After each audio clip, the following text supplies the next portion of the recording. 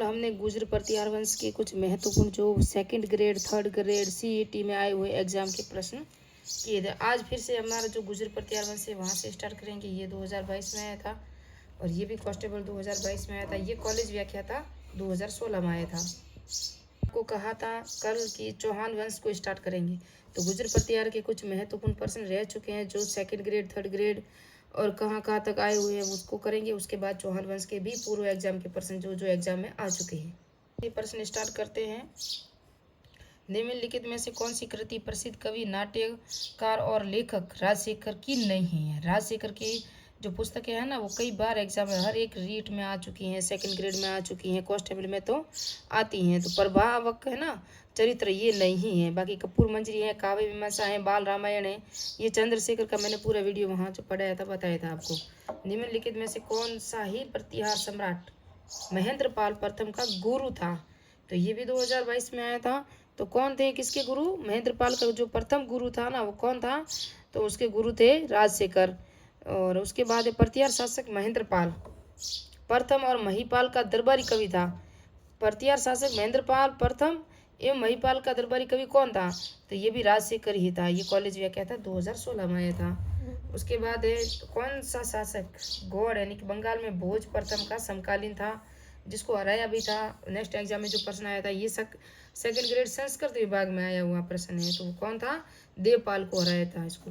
वो तो मैंने मैप से पढ़ाया था जहाँ मैंने आपको बंगाल के जो पाल वंश हैं, गोपाल हैं, गौड़ शासक हैं और ये जो गुर्जर प्रतिहार है पूरा डिटेल से वहाँ पढ़ाया हुआ है। अरबी यात्री सुलेमान 851 में मिहिर भोज के कुशल प्रशासन और शक्तिशाली सेना की प्रशंसा की है। किसने की है? अरब यात्री था सुलेमान ने, जो 851 में मिहिर भोज के कुशल प्रशासन और उसकी सेना की प्रशंसा की है। तो राष्ट्रकूट शासक ध्रुव ने मिहिर भोज को दक्षिणी क्षेत्रों में विजय अभियान पर रोक लगाई। किसने लगाई थी? राष्ट्रकूट शासक था ध्रुव ने।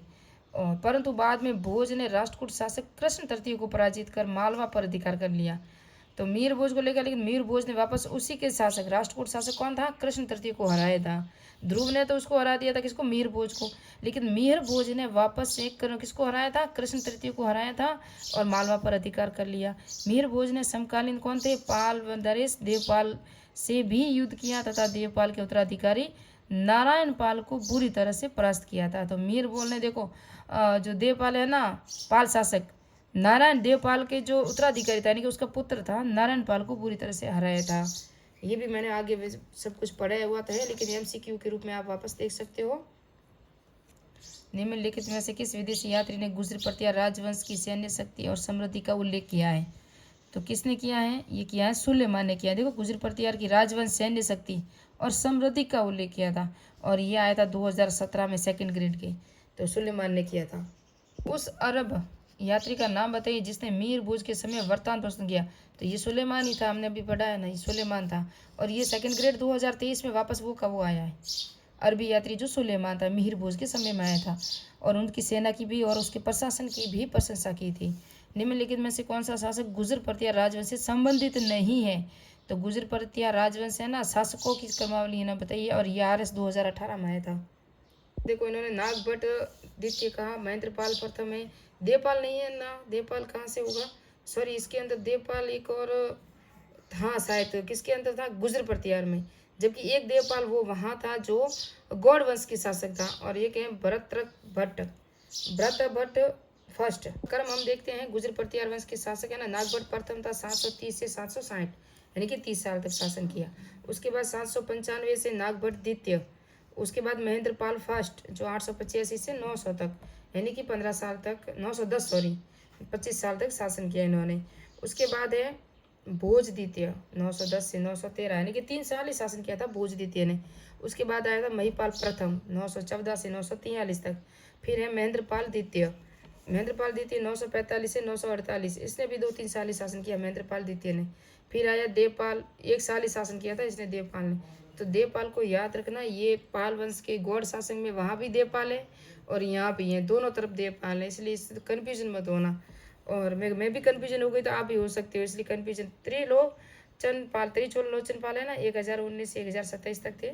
यश पाल इलाहाबाद के कड़ा नामक स्थान पर 1036 का लेख मिला है जिसमें यशपाल के दान का वर्णन है। इसमें पश्चात किसी अन्य प्रतिहार नरेश का नाम ज्ञात नहीं होता। 1053 के आसपास चंद्रदेव गढ़वाल ने प्रतिहारों से कन्नौज छीनकर इसे अस्तित्व को समाप्त कर दिया। तो किसने किया था? चंद्रदेव गढ़वाल ने प्रतिहारों का जो अस्तित्व था उसको नष्ट कर दिया था 1093 में आया था। आप देख सकते हैं 2015 में। प्रतिहार वंश का अंतिम शासक कौन था? तो ये यशपाल था, अभी बताया हमने। और गढ़वाल वंश है ना, उसकी नींव डाली बाद में। मंडोर शाखा के निम्न प्रतिहार शासकों का सही क्रम है। मंडोर शाखा के, तो मंडोर शाखा के नागवर फर्स्ट, फिर रजील, फिर बाउक, फिर टाटा, ये दिया हुआ है और इसको आप क्रम से सजाना है। तो नागवर तो बाद में था, रजील से वंशावली स्टार्ट होती है, ये मैंने आपको बताया भी था कि रजील से वंशावली स्टार्ट होती है। जब पहले फर्स्ट पार्ट में हमने एमसीक्यू करवाए थे ना, तब से। फिर उसके बाद कौन आएगा? रजील के बाद आएगा नागवर द्वितीय, फिर बाउक, फिर टाटा, फिर बाउक आएगा। यानी कि पूरा डिटेल से हम देखेंगे तो इसका राइट आंसर पहले 2 आ गया रजील, 2 जिसके अंदर है वो ही राइट होगा। तो इन तीनों के अंदर 2 है भी नहीं, तो हमारा ये भी ऐसे ही राइट हो जाएगा, क्योंकि रजील से ही मंडोर के प्रतिहार शासकों की वंशावली स्टार्ट होती है। देखेंगे मंडोर शाखा के प्रतिहार शासकों का कालक्रम। पहले हरिश्चंद्र था और रोहिल थी, इसकी उपाधि थी, वो मैंने पढ़ाया था आपको। उसके बाद रजील, फिर नरभट्ट, फिर नागभट्ट, फिर तात। नागभट्ट का ही पुत्र था तात, और एक और था, 2 पुत्र थे। तात ने तो संन्यास ग्रहण कर लिया था, और था भोज, जिसने ना मेड़ता की राजधानी बनाई थी ना नागभट्ट प्रथम ने, वहां उसने शासन किया था भोज ने। तात यानी टाटा उसका नाम था।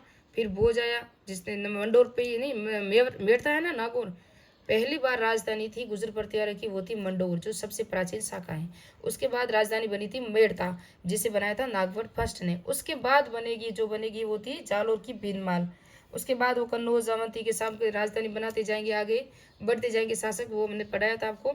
उसके बाद यशोवर्धन, चंदुक, सिलुक, और फिर बिलादित्य, कक, बाउक, कक्कुक।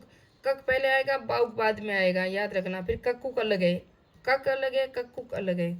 तो ये आपको क्रम भी बता दिया। यहाँ हमने देखा ये पहला कौन सा है, 2 नंबर पे रजील है, फिर 1 नंबर पे कौन है? नागभट्ट फर्स्ट है।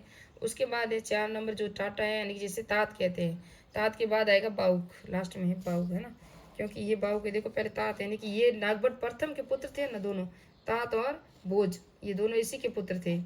फिर यशोवर्धन, चंदुक आएगा, सिलुक आएगा, उसके बाद शिला बिलादित्य, फिर कक, उसके बाद बाउक, फिर कक्कुक आएगा। एमसीक्यू है, प्रतिहार शिलालेखों में पदाधिकारियों का उल्लेख यह आता है, क्या आता है? पदाधिकारी, जो कॉलेज व्याख्या था 2014 में आया था, राजपुरुष आता है। क्या आता है? राजपुरुष।